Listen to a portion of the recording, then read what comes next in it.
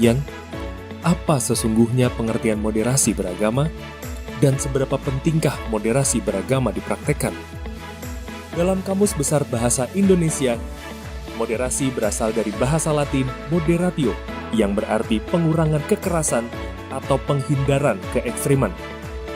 Moderasi beragama dapat didefinisikan sebagai cara pandang, sikap, dan praktik beragama yang memiliki prinsip adil dan berimbang guna membangun kemaslahatan umum. Dengan moderasi beragama, seseorang tidak berlebih-lebihan saat menjalani ajaran agamanya dan tidak ekstrim, baik ekstrim dalam meyakini secara mutlak kebenaran satu tafsir teks agama dan menganggap sesat penafsir lainnya, maupun ekstrim dalam mendewakan akal hingga mengabaikan kesucian agama. Orang yang mempraktekannya disebut moderat. Moderasi juga dikenal dalam tradisi berbagai agama. Dalam tradisi Islam, dikenal sebagai konsep wasatiyah. Dalam tradisi Kristen, sebagai konsep golden mean. Dalam tradisi agama Buddha, sebagai majjhima patipada. Dalam tradisi agama Hindu, sebagai madhyamika. Dan dalam Konghucu, sebagai konsep zongyong. Semua istilah dalam setiap agama itu mengacu pada satu titik makna yang sama, yaitu bahwa memilih jalan tengah di antara dua kutub ekstrim dan tidak berlebih-lebihan merupakan sikap beragama yang paling ideal. Lalu, samakah moderasi beragama dan moderasi agama?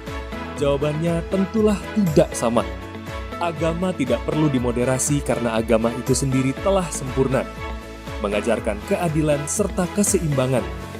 Jadi bukan agama yang harus dimoderasi, melainkan cara penganut agama dalam menjalankan agamanya itulah yang harus dimoderasi. Tidak ada agama yang mengajarkan ekstremitas, tapi tidak sedikit orang yang menjalankan ajaran agama berubah menjadi ekstrim. Benarkah menjadi moderat berarti tidak sungguh-sungguh dalam menjalankan ajaran agama? Pernyataan tersebut tentu saja tidak tepat. Seorang yang moderat juga harus memiliki pendirian teguh dan semangat beragama yang tinggi. Namun, ia harus mampu memilah mana pokok ajaran agama di mana dia harus berpendirian teguh dan mana tafsir ajaran agama di mana ia perlu toleran, menghormati pendirian orang lain, dan tidak menyalah-nyalahkan. Kemudian, seberapa pentingkah moderasi beragama?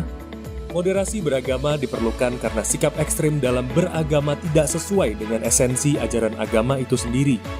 Perilaku ekstrim atas nama agama juga sering mengakibatkan lahirnya konflik, rasa benci, intoleransi, dan bahkan peperangan yang memusnahkan peradaban. Sikap-sikap seperti itulah yang perlu dimoderasi. Moderasi beragama merupakan upaya mengembalikan pemahaman dan praktik beragama agar sesuai dengan esensinya, yakni untuk menjaga harkat, martabat, dan peradaban manusia. Agama tidak boleh digunakan untuk hal-hal yang justru merusak peradaban, sebab sejak diturunkan, agama pada hakikatnya ditujukan untuk membangun peradaban itu sendiri. Ada 4 indikator yang dapat digunakan untuk mengenali seberapa kuat moderasi beragama yang dipraktikkan oleh seseorang, yaitu 1. Komitmen kebangsaan, 2. Toleransi, 3. Anti kekerasan, dan 4. Akomodatif terhadap kebudayaan lokal.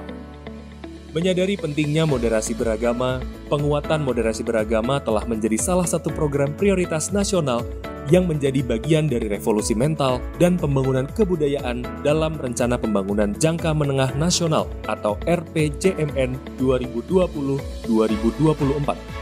Berangkat dari temuan lemahnya pemahaman dan pengamalan nilai agama yang moderat dan inklusif, maka kebijakan diarahkan untuk memperkuat moderasi beragama sebagai cara pandang, sikap, dan praktik beragama untuk mewujudkan kehidupan bangsa yang damai, inklusif, dan toleran.